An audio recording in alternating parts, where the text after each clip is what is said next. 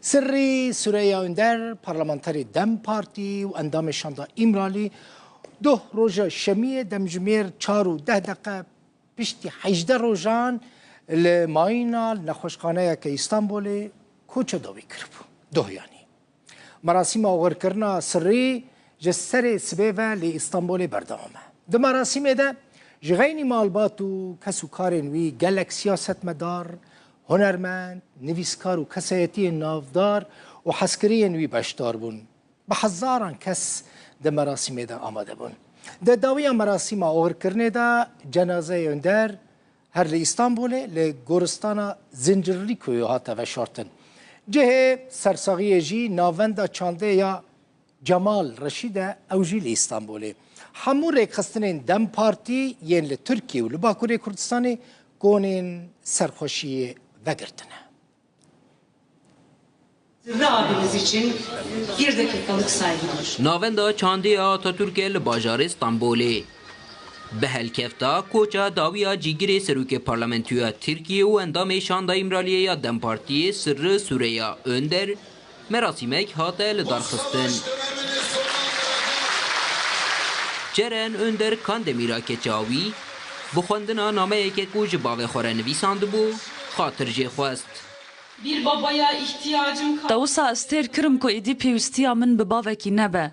Lê ez ji dostaniya te têr nebûm, ma mirov dikare jê têr bibe.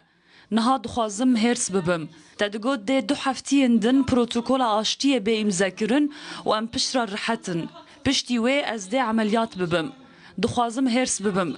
Dema te digot madê di nava 2 heftiyan da çi bibe? Önder şeva 15 Nîsanê ji ber krîza dil bû nexweşxaneyek İstanbulê hat veguhastin û yekser hate emeliyatkirin.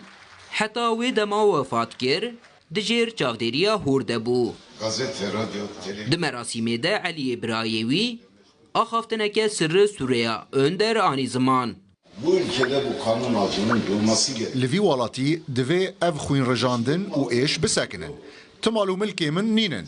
Ez dixwazim ji bo cerana keça xwe welatekî guncaw bo jiyanê bicî bihêlim. Ev bû sedema ketina min a nava siyasetê.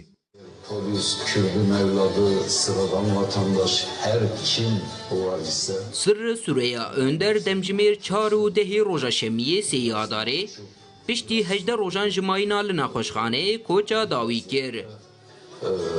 Eğiliyorum. Cenazeyê wî her li Stenbolê li goristana Zincirlîkûyû tê veşartin. یک جره هوالن سری سوریه اندر سیاستمدار کرد احمد ترک بو دبیجه وان هواله کی گله کی هجا جدستان احمد ترک گوت اندر جبو آشتی جبو براتیا گلان جبو دموکراسی خباته که گله کی هجا دامشاندن و هیوی اوی او بو که همو گلن لحریم دجین پرسکریکین خواه بریا دیالوگه بریا آشتی چار سر بکن راستی دلێمە gelekî xemgînin hevalekî hêja hevalekî baş ji bo aşitiyê ji bo biratiya gelan xebate gelek hêja zêrînî mexşand rastî di dilê wî de hemû gelê îro di rojhilata navîn û gelê Tirkî gelê Kurd dixwast bi aşitî bi aremî insan kanı bincem hevrûnê piskirêke xwe bi diyalogê çareser bikin. Xebatek baş bû, xebatek balkêş bû. Em vê jarê gelek hêvîdar bûn kî aşitiyak bi rûmet were rojevê. Lê mixabîn ev birayê me hêja em ê wenda kir. Em dibêjin rehma Xwedê lê bê. Weh kengê herî dawî hev dîtibû. Yani her roş hemen hevdidît ya jî bi telefonê em diaxivîn.